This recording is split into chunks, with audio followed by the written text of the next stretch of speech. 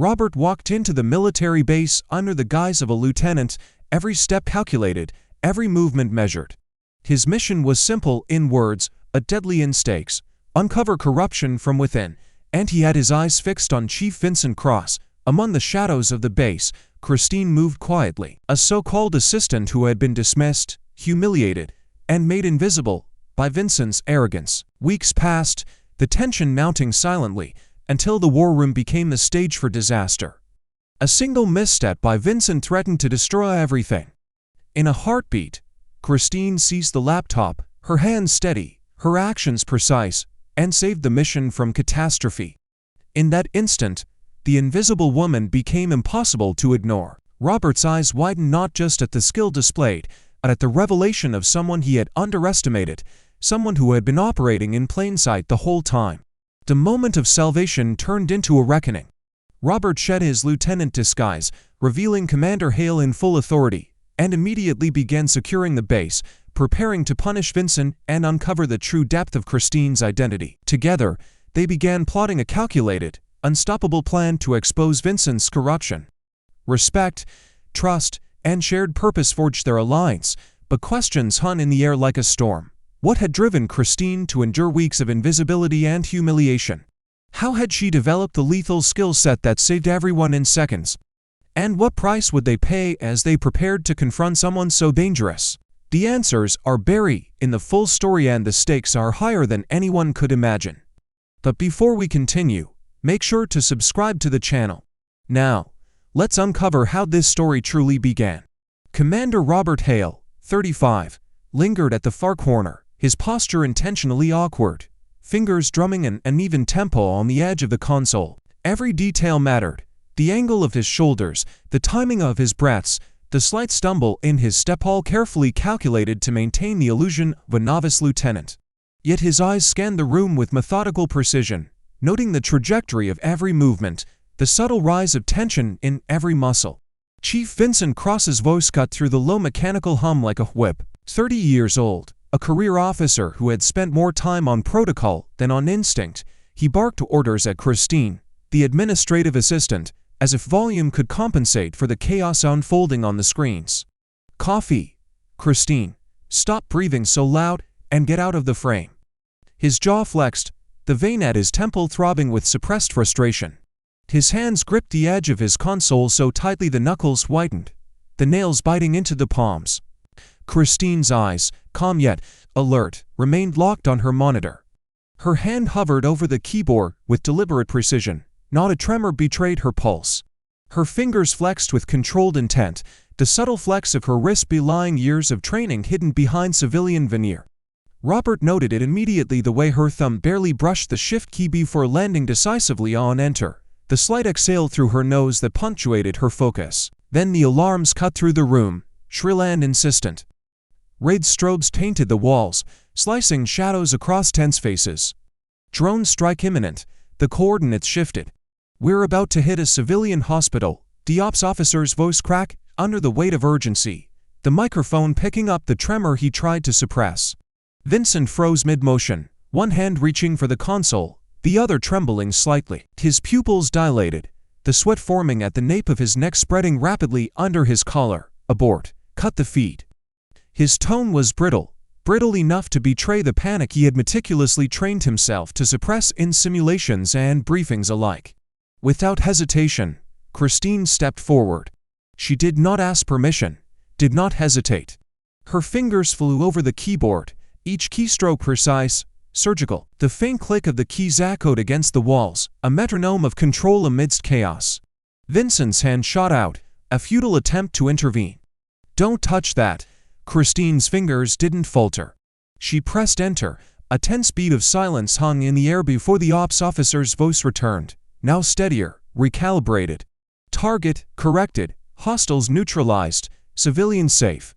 The room fell into a vacuum of quiet. The hum of electronics seemed louder in the absence of human panic. Vincent's face flushed a deep crimson, the lines around his mouth taut with humiliation. His hands dropped limply to his sides, eyes darting between Christine and the monitors, as if searching for a hidden trick. "You hacked my station," he demanded, voice trembling with a mixture of disbelief and indignation. the words sharper than his intent. Robert stepped forward, leaving behind the trappings of his clumsy lieutenant persona, his shoulders squared, chest forward, the weight of authority settling naturally into his stance. The faint twitch in his jaw, the hardening of his gaze, signaled the transition from observer to commander. "She didn't hack it, Chief," Robert said, voice low, controlled, carrying the calm finality of someone accustomed to decisive action under fire. His eyes, cold and unwavering, met Vincent's. "She fixed your mistake." Vincent's mouth opened, then closed. Words failed him. Sweat beaded on his forehead, sliding down to the crease of his collar, leaving trails that mirrored the gravity of his error.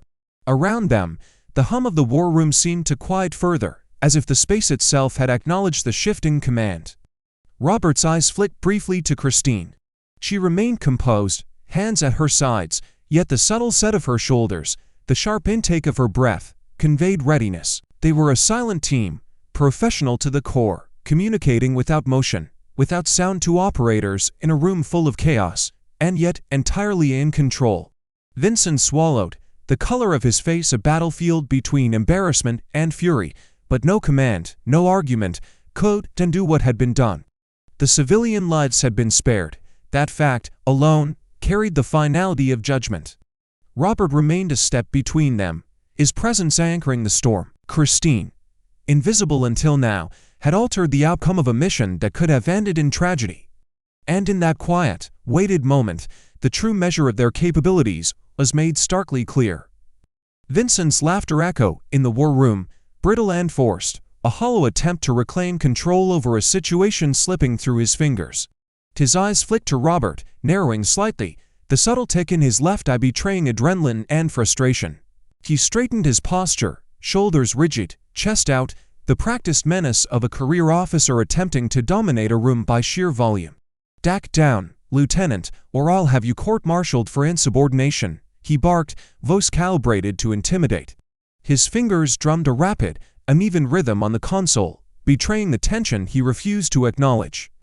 Robert remained still, letting the sound of the words wash over him, absorbing every microsecond. His movements were deliberate, methodical, each fraction was second-measured.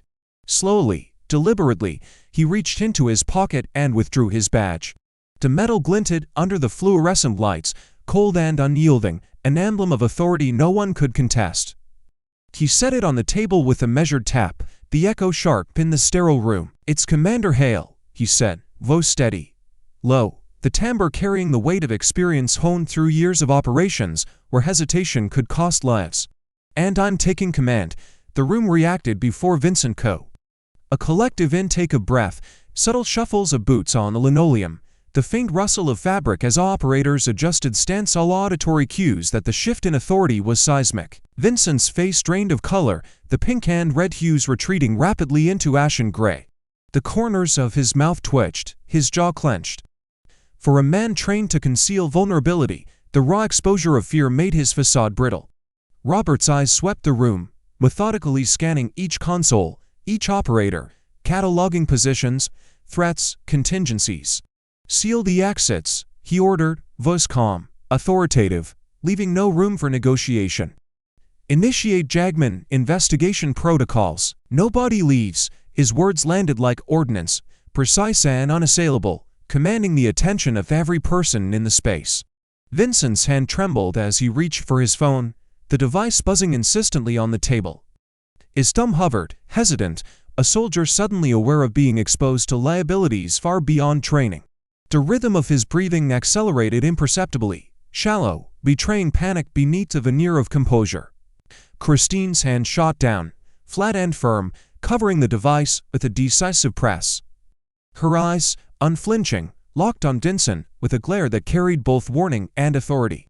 "Don't," she said, voice crisp, commanding, professional. "It's wiping the evidence." Her words cut through the residual noise of the room, a surgical intervention in the chaos. The slight flex of her fingers, the imperceptible tension in her forearm, spoke volumes, trained muscle memory from years of handling live operational protocols. Vincent's lips parted, a faint tremor betraying disbelief. His pulse hammered in his neck, visible in the subtle bulge at the side of his throat. Every instinct screamed to seize the device, to assert dominance, but the weight of accountability, of exposure, pinned him. Robert's gaze softened fractionally on Christine, the silent acknowledgement of trust passing between them. His jaw relaxed, but his eyes sharpened, scanning the room's perimeters, calculating potential breaches, secondary threats, and procedural vulnerabilities. He moved with controlled economy, his presence alone reshaping the room's energy, commanding attention without raising his voice. Then, without warning, the phone screen flashed, white against the dim lighting. Protocol V initiated. The message lingered for a heartbeat before the lights flickered violently, then died. The war room descended into total darkness. A hum of electronics persisted, but the absence of illumination stripped the operators of visual cues, leaving only the raw sensory feedback of panic, adrenaline, and instinct. Eyes adjusted to the darkness, faint shadows forming around the edges of the room. The silence was punctuated by the distant, mechanical whir of emergency generators struggling to engage. Robert's hand moved instinctively to the small flashlight clipped to his tactical vest, flicking it on with a precise rotation of the switch. The beam cut a narrow path through the black, illuminating Christine's steady form beside him, her silhouette unwavering, posture tight, ready. Vincent stumbled backward, catching the edge of the console, the lack of visual reference throwing his balance into disarray. His breathing came fast, shallow, ragged. The thin veneer of control he had clung to moments before had evaporated entirely, leaving the stark reality of exposure. Robert's voice cut through the darkness, measured and unflinching. "Stay close, assess every angle, we move only when coordinated." Christine's nod was nearly imperceptible, but precise, a signal that communication required no words. They were silent professionals, a room that had transformed into a labyrinth of potential threats. The drone coordinates, the corrupted evidence, the chain of command all now depended on their composure under absolute sensory deprivation. And in that total darkness, Robert's eyes scanned the room, the weight of command settling on his shoulders. The lieutenant act had vanished. Commander Hale was fully present. The air itself seemed to recognize the shift, and in the quiet, charged with unspoken accountability, the first moves of a meticulous, decisive operation began. The hallway stretched before them, bathed in intermittent red strobe light, casting long, jagged shadows against the industrial gray walls. The emergency power hummed faintly, a low-frequency vibration that made every footstep and breath resonate. Commander Robert Hale and Christine moved back to back, their boots muffled against the concrete floor, each step measured, deliberate, a silent cadence of trained operators navigating hostile terrain. Every angle was accounted for, every doorway, a potential breach point. Robert's eyes flicked to the subtle cues around them, the slight flare of Christine's nostrils, the micro-adjustment of her shoulders as she shifted weight, the barely perceptible tightening of her jaw as she anticipated threat vectors. Despite the chaos and darkness, she moved with uncanny precision, scanning with peripheral awareness, every motion economical yet lethal. "Who trained you?" Robert asked, his voice low, carrying authority, but leaving space for controlled disclosure. "You move like an operator." Christine's gaze remained forward, fingers flexing near her concealed sidearm.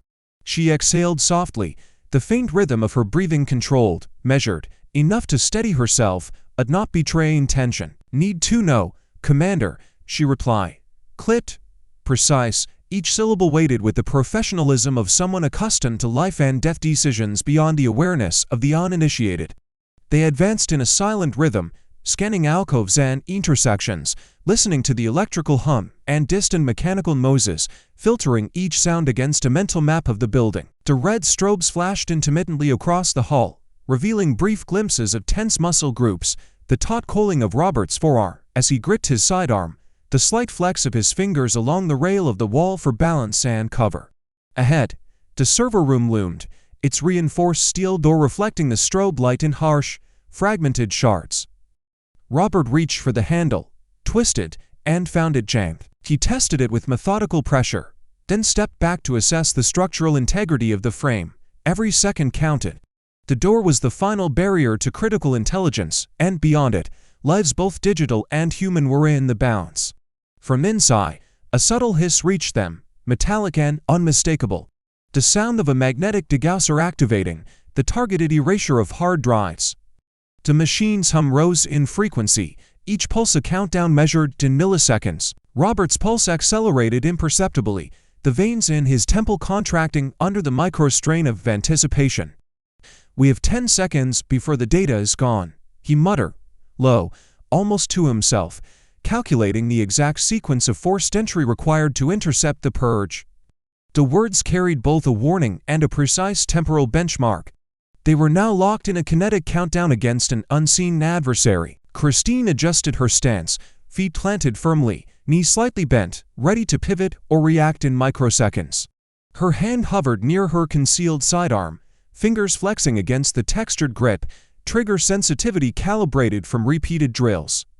The light from the strobe painted sharp highlights across her cheekbones, and the subtle tightening of her eyes betrayed split-second assessments of trajectory and exposure. Suddenly, a single gunshot ripped through the hall, sharp, precise, the metallic crack amplified by the narrow corridor. Robert felt the displacement of air before he saw the bullet spark against the metal doorframe, inches from his temple. The echo bounced, fracturing the moment into multiple milliseconds of threat assessment. His body dropped instinctively toward cover, muscles coiling like spring steel, while the heat from the close call brushed his ear. Christine pivoted instantly, the sidearm emerging from its concealed holster with silent efficiency. Her eyes scanned the hall, pinpointing muzzle flash reflections off distant panels. She assessed angles, calculated cover, and prepared for immediate suppression fire all within the span of a heartbeat.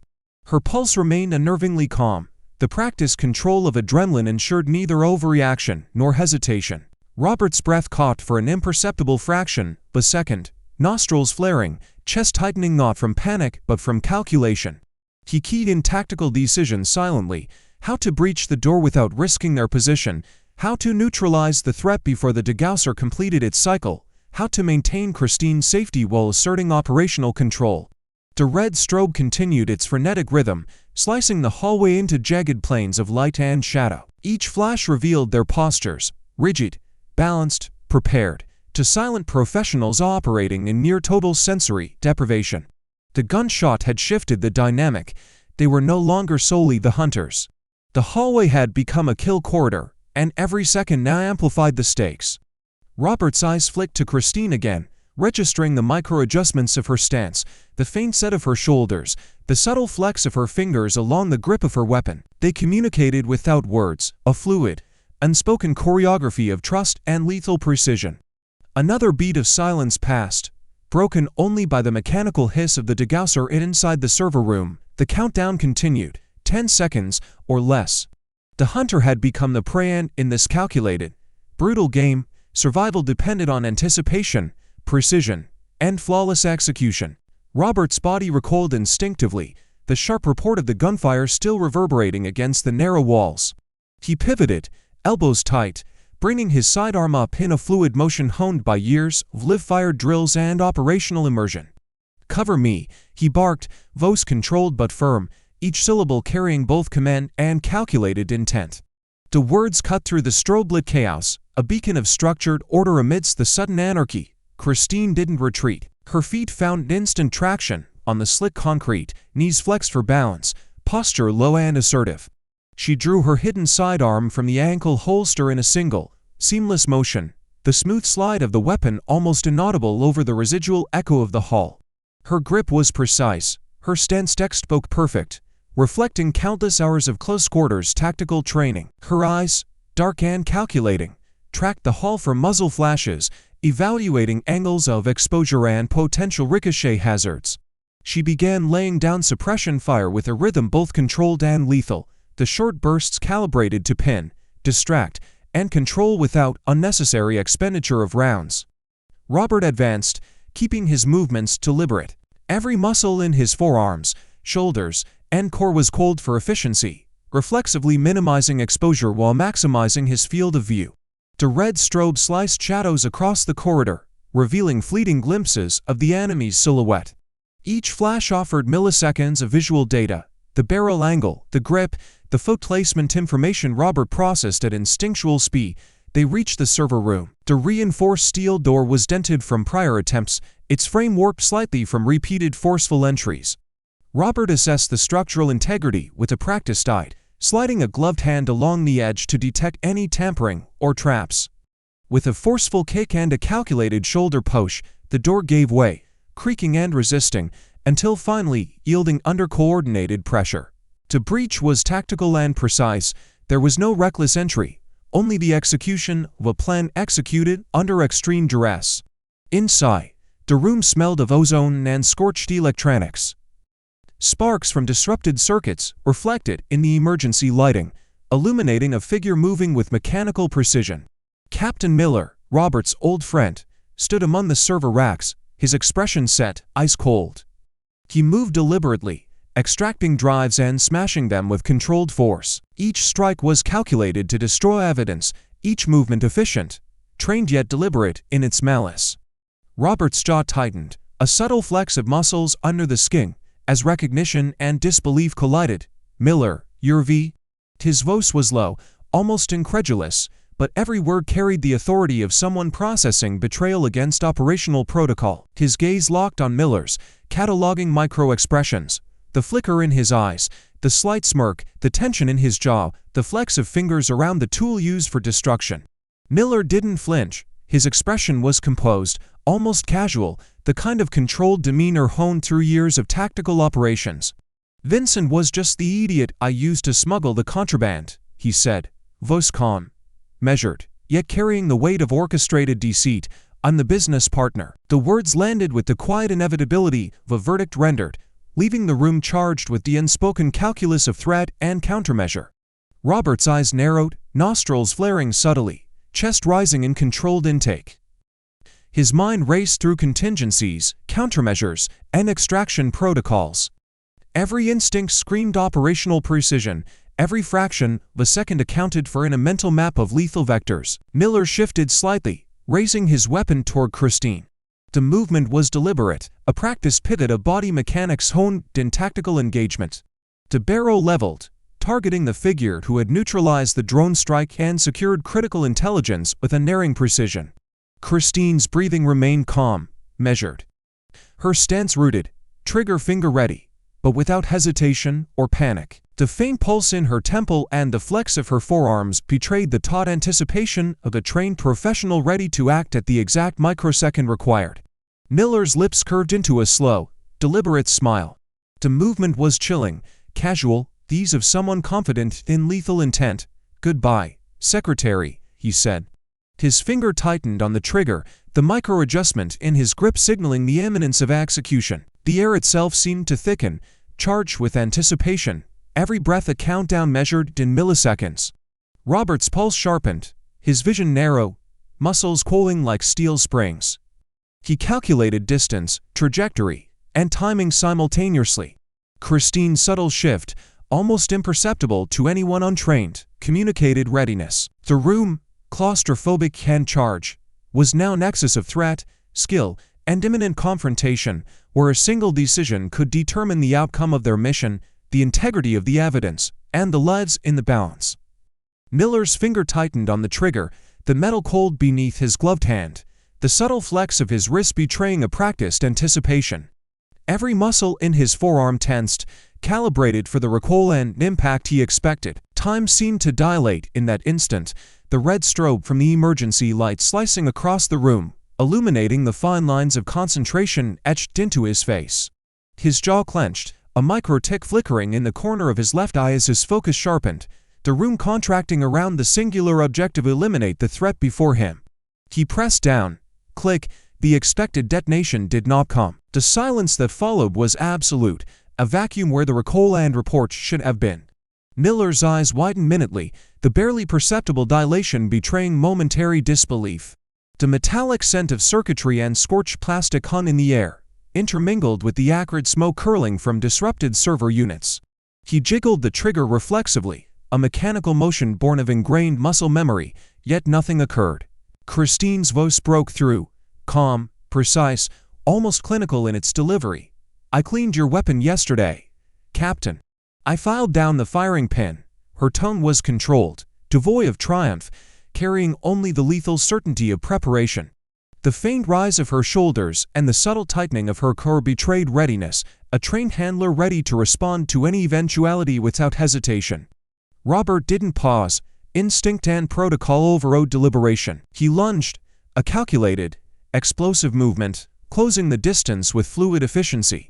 His hands collided with Miller's chest, driving him backward into the nearest server rack with kinetic precision.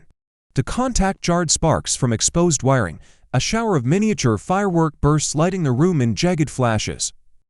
Robert's body moved as a single unit, all core muscles engage, balance absolute, absorbing the feedback of impact and redirecting force in a lethal trajectory. Miller responded with equal force, his own training evident in every flex of muscle, every pivot and counterweight apply. His grip on his weapon was tight, every tendon visible under skin, forearms flexed like steel cables under strain. Yet Robert's fury, focused and disciplined, turned each defensive maneuver into an offensive counter. A precise strike to the side of Miller's head, a snap of the wrist, a leverage throw, the combination executed with operational intent honed by years of Tier 1 engagements. The server rack behind them groaned under the strain, circuits sparking, wires arcing, and a thin trail of smoke snaking upward. The smell of burning plastic can ozone filled Robert's nostrils, triggering instinctive micro-adjustments to breathing and stance. He remained aware of every sensory input, the heat radiating from the electronics, the hiss of steam from disrupted coolant lines, the faint metallic tang of exposed wiring, the subtle shift in Miller's weight with every grappling motion.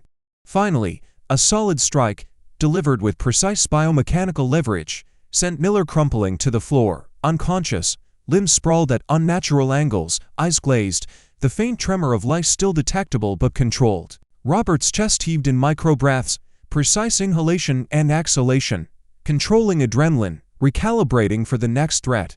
His hands checked Miller's pulse, confirming incapacitation, before pivoting instantly to the remaining objective, the data. Smoke swirled in the room, curling from the server rack now partially engulfed in flames. The heat rose in waves, the acrid smell biting at eyes and throat. Christine dove forward, body low, rolling through the dense haze with practiced agility, arms extended. Her fingers closed around the small, solid weight of the backup drive. She drew it to her chest, tucking it safely as her legs propelled her through the smoke, each breath measured despite the oppressive atmosphere, the fine lines of soot on her cheeks emphasizing the focus in her eyes. Backup drive, she called out, her voice cutting through the roar of the fire alarm and the crackle of igniting circuits. The urgency was clear, but there was no panic, only disciplined execution of procedure. In a blur of movement, she disappeared into the smoke, a shadow among the flickering lights, carrying with her the critical evidence that would determine the mission's outcome.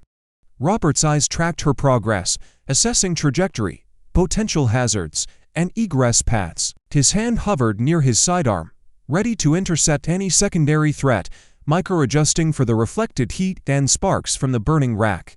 The fire's hiss and the staccato crack of wiring arcing punctuated the room, a chaotic rhythm against which Robert and Christine moved with absolute precision. Every micro-expression, every subtle flex of muscles, every controlled breath underscored the lethal professionalism of operators trained to succeed, where seconds matter and hesitation equaled failure. Robert pivoted to assess the damage, eyes scanning for secondary threats, mapping escape routes, calculating the time remaining before the smoke and flames compromised structural integrity. Christine was already moving toward safety, the drive secure, her figure a testament to preparation, skill, and silent authority. The room itself seemed to hold its breath as the operators executed their mission with precision, leaving nothing to chance except the calculated risk of human error. Robert's hands gripped Miller's arms with precise control, leveraging his weight to maneuver the unconscious captain through the narrow corridor. Each movement was calculated to prevent further injury to both Miller and the surrounding equipment, yet executed with unflinching authority. Miller's body sagged like a marionette with cut strings, his jaw slack, fingers twitching occasionally, a residual spasm from adrenaline now dissipating. Robert's boots scraped lightly against the concrete floor, each step synchronized with his assessment of exit routes and egress hazards. The red strobe light from emergency signals flickered across the walls, casting jagged shadows over his squared jaw and the faint creases of fatigue forming near his eyes. "Christine," Robert called, voice low but carrying across the room. His eyes scanned the smoke-filled haze, where the heat of the damaged server racks warped the air, every microsecond of delay potentially catastrophic for the evidence or their safety. From the smoke, Christine emerged, coughing once, sharply, her chest rising in measured breaths. Her face was streaked with soot, tiny beads of perspiration dotting her temple, yet her eyes were unwavering, focused. In her hands, she clutched the backup drive, holding it like a fragile yet vital weapon. She extended it toward Robert, the weight of the device understated compared to the magnitude of what it contained. "Got it," she said, voice calm, but with undertones of controlled relief. "Every corrupt transaction, every sabotage." Her fingers flexed reflexively around the drive, the slight tightening and release betraying both exertion and meticulous care, a micro-expression of satisfaction filtered through professional discipline. A tiny twitch at the corner of her eye hinted at fatigue, but her posture remained unwavering, shoulders square, knees flexed, ready to respond if the situation shifted. The shrill wail of base alarms receded as the hallway lit up, the emergency light stabilizing and restoring full illumination. Military police poured in from both ends of the corridor, their boots clattering in unison, weapons held in low-ready positions. Each MP moved with a disciplined, choreographed efficiency, scanning for secondary threats, assessing the room for residual hazards. Their eyes darted from Robert to Christine, acknowledging the completion of the critical task before them, while maintaining immediate situational awareness. Vincent was next, dragged out of his office, his face twisted in protest, lips curling, teeth clenched. He kicked and screamed, each movement amplified by the adrenaline coursing through his system, yet completely ineffective against the combined weight and authority of trained MPs. His eyes darted between Robert and Christine, searching for reprieve, for a loophole in accountability but found none. Every microtick in his left eye betrayed desperation, a nervous contraction from realizing the exposure he now faced. "I was following orders," Vincent shouted, voice cracking under the pressure, chest heaving. "Miller made me do it." His words spilled out in fragmented bursts, each syllable a futile attempt to shift culpability. Yet the room registered every detail, the sweat glistening at his temples, the faint tremor in his hands, the flex of his fingers on the desk edge as he was pulled backward. He was fully conscious of his defeat, the calculated facade of command now crumbling under the weight of procedural justice. Robert stood over Vincent, his boots planted firmly, eyes narrowing as they swept the room, registering positions, potential threats, and the condition of the evidence. He glanced down at Miller once more, confirming unconscious status, then back at Christine. Her eyes met his, sharp and clear despite the smoke and soot. In that glance, a silent communication passed. The mission-critical objective had been accomplished, yet operational control remained paramount until the situation was fully secured. Robert lifted the drive, turning it slightly in his gloved hands, inspecting the data storage unit as one would a weapon after extraction. The device was unblemished, its integrity intact. The metal casing reflected the fluorescent lights in the restored hallway, and the weight in his hands conveyed both relief and the gravity of the information it contained. Every byte represented evidence, accountability, and leverage, sufficient to dismantle the web of corruption. "This is enough to put them away for life," Robert said, voice low, measured, carrying the authority of command and the certainty of procedural law. His eyes, however, shifted toward Christine, lingering on the faint arc of perspiration across her temple, the slight microflex of her jaw muscles, the faint twitch at the corner of her eye that had betrayed both exertion and resolve throughout the operation. "But I have one question left for you, Christine."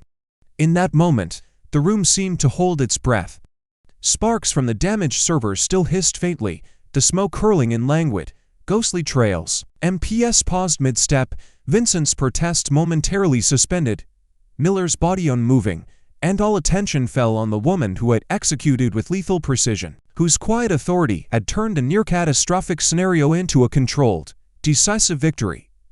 Christine's lips curved slightly, imperceptibly, as she met Robert's gaze, ready to answer, ready to act, the embodiment of a silent professional who needed no validation beyond the execution of duty. The dust hung in the air like a thin veil, suspended in the shafts of sunlight slicing through the blinds of Robert's office.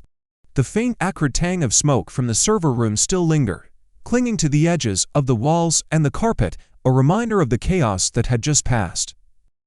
Robert sat behind his desk, gloved hands resting lightly on the polished surface, fingers flexing intermittently tiny, deliberate adjustments as he processed the sequence of events. The crease between his brows deepened subtly, a micro-expression of calculation and unresolved questions, though his posture remained taut, composed, grounded in authority. Christine stood opposite him, at ease yet alert, feet planted with measured distance, shoulders squared. Her posture was relaxed to an untrained eye, but every muscle beneath the uniform remained engaged, ready to pivot or react with sub-second timing. The faint twitch at the corner of her left eye betrayed the residual adrenaline, a subtle rhythm of life that even the most trained observer would note as a mark of silent vigilance.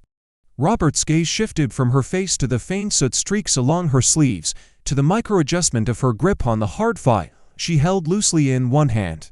The weight of the operational victory unpalpably in the room, yet questions lingered like cold wires, waiting to be probed. His jaw flexed slightly, nostrils flaring in minimal intake of air, a micro-expression signaling the anticipation of disclosure. "You're not admin," he said, voice low, precise, each syllable punctuated by a slight exhale, calculated to assert command without accusation. "You're not in CIS. Who are you?" The words carried both authority and genuine curiosity, the cadence measured to elicit clarity, not panic. His eyes flicked to her hands, registering the subtle flex of her fingers, the near imperceptible shift in her stance, a silent communication of readiness, composure, and discretion. Christine's lips curved faintly, almost imperceptibly, before she slid the file across the desk in a controlled motion. The movement was smooth, deliberate, minimizing nose, her hand gliding along the polished wood as though transferring a tactical tool rather than a stack of paper. The edge of the file caught the light, reflecting a soft glint across Robert's eyes, drawing his focus to the emblem embossed on its cover. "Naval Special Warfare Development Group, Intelligence Support," she said, voice calm, unwavering, carrying the weight of authority without the need for overt assertion. The phrasing was exact, calibrated to convey her identity with minimal exposition, yet maximum credibility. Her gaze never faltered, eyes locking briefly with Robert's, conveying trust, professionalism, and the quiet assurance of someone trained to operate beyond standard protocols. Robert opened the file, thumb flipping pages with deliberate care, absorbing the contents with methodical precision. His pupils dilated subtly as he scanned operational reports, clearance levels, and field designations.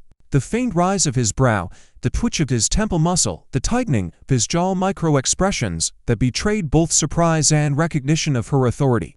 "You outrank Vincent," he murmured, voice low, almost reverential in tone, the words a mix of professional acknowledgement and incredulity. His eyes flicked up from the document to Christine's face, noting the controlled pose, the faint set of her shoulders, the subtle shift in weight as if ready to spring into action even in repose. "You nearly outrank me." The declaration hung in the room like a suspended charge, heavy with implication, yet delivered with measured cadence. Christine's lips pressed into a thin line, subtle tightening of her jaw signaling controlled satisfaction. Her breathing, slow and deliberate, matched the rhythm of her heartbeat, unperturbed yet present, a constant undercurrent of operational awareness. She inclined her head slightly, the gesture precise, deliberate, a micro-expression of acknowledgement without concession. "My mission is done," she said, voice soft but firm, the inflection steady, measured, carrying authority through simplicity. "But I have one last thing to do before I leave. I need to address the troops." The subtle emphasis on each word conveyed not only intention, but the weight of professional responsibility, the culmination of duty extending beyond mere operational success. Her eyes glimmered faintly with controlled intensity, reflecting both respect for protocol and the burden of the chain of command she carried silently throughout the engagement. Robert's gloved hand hovered over the desk, flexing, the pulse in his temple subtly visible, his lips pressed together as he absorbed the magnitude of her presence and the implications of her authority. The office was silent, except for the faint hum of ventilation, the residual crackle of the electricity, and the imperceptible shuffle of Christine's uniform as she shifted weight, each sound emphasizing the stillness and the gravity of the moment. The room was suspended in anticipation, every micro-movement, every controlled breath, a testament to the discipline, skill, and lethal precision that had defined the confrontation minutes ago. The sun struck the parade deck at a sharp angle, casting long, rigid shadows across the tightly aligned rows of soldiers. Every boot planted on the concrete reflected discipline, every glint of brass as steel a testament to hours of drilling, obedience, and precision. The battalion stood in formation, eyes forward, faces neutral, but beneath the controlled exterior, micro-expressions flicker, a brow lifted, a jaw flexed, fingers flexing subtly against rifle stocks. Each soldier was a unit, calibrated to function collectively, every movement a potential signal or response. Vincent and Miller were brought forward, their wrists secured behind their backs with standard-issue handcuffs, metal biting into skin already clammy with the adrenaline of capture. Vincent's knuckles whitened as he flexed his fists, tiny tremors betraying both fear and revulsion. His jaw clenched violently, and a faint tick pulsed beneath his temple, a nervous reaction to the public scrutiny he now faced. Miller, unconscious when dragged in, had been revived and now stood with rigid posture, eyes darting subtly for potential extraction or escape, though the futility was evident. Robert stepped to the podium, gripping the microphone with deliberate control, hands steady despite the intensity of the moment. His chest rose and fell in precise, measured breaths, shoulders squared, stance wide and rooted. The quiet authority he projected cut through the ambient murmurs, drawing attention not just by voice, but by presence, a command of space that conveyed both discipline and moral clarity. Betrayal has no rank. Justice has no blindfold, Robert said, his words low, deliberate, each syllable carrying the weight of operational experience and the calculated moral judgment of command. The tone was unwavering, calm but imbued with absolute authority.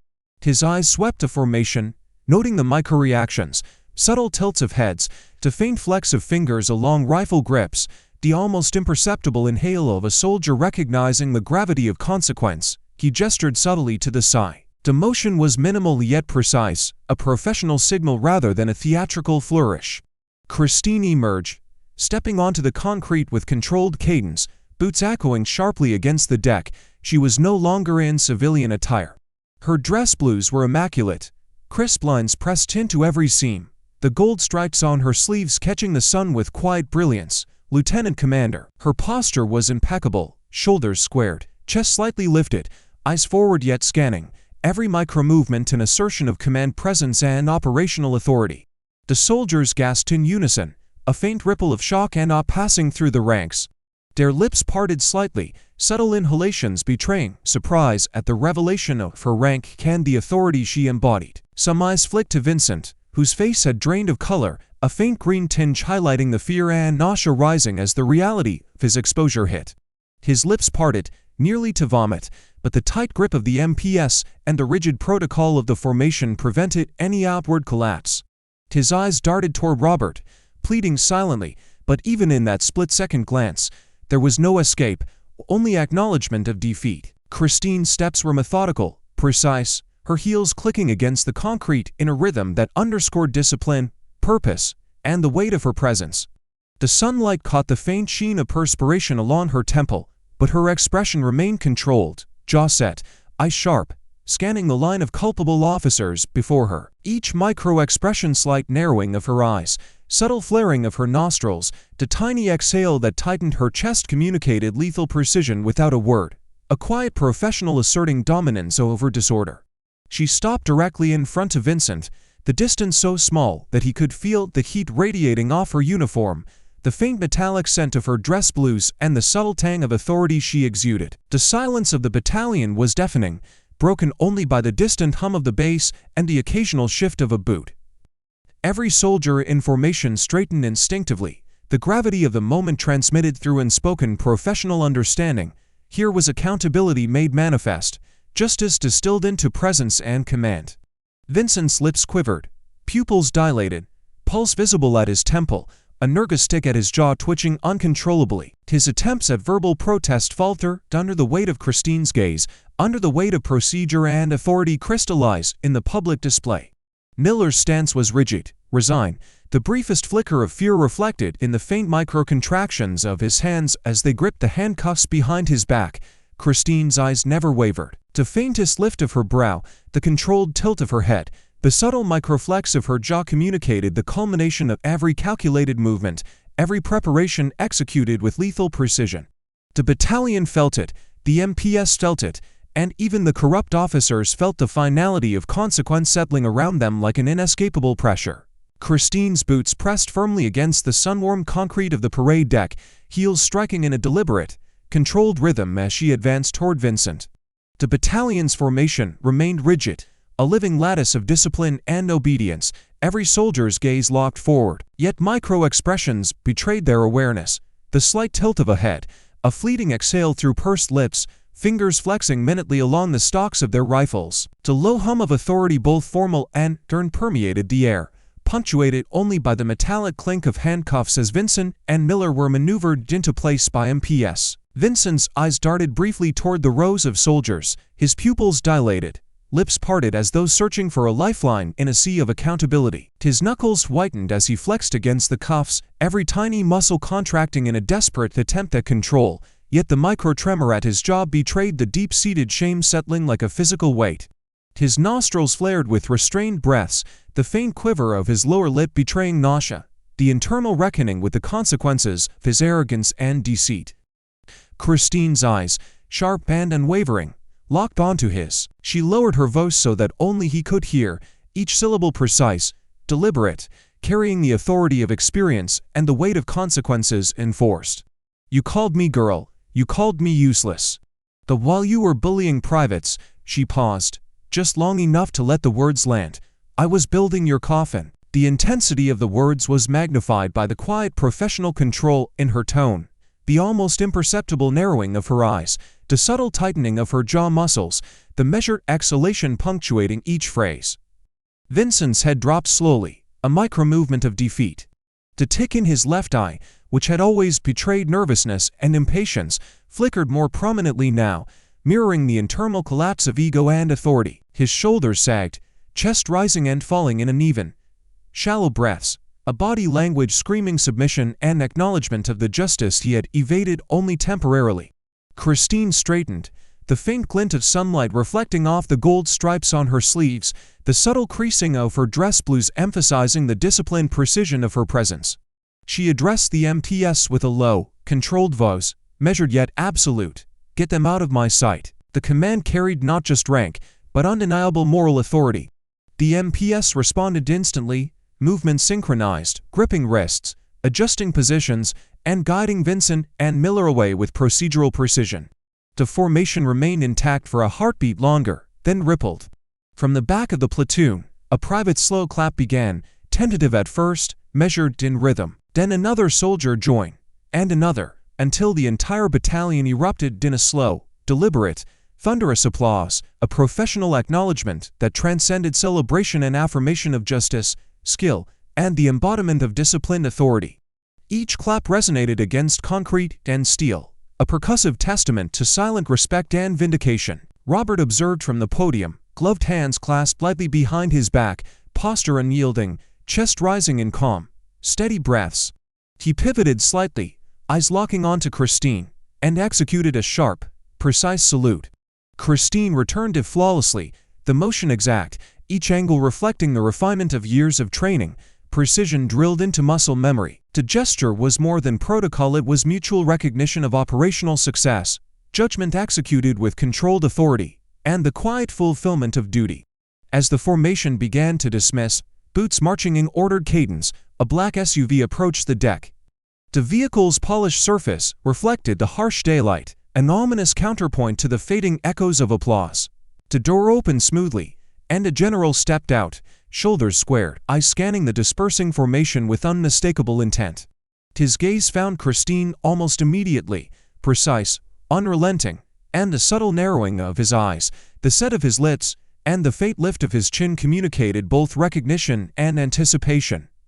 The message was clear. Her next mission, undisclosed but imminent, awaited, and her professional acumen would be called upon once again. Christine's gaze flicked toward the approaching general, the microflex of her jaw muscles and the slight shift of weight in her boots signaling readiness, composure, and the quiet confidence of a professional who had already proven herself in the most critical circumstances.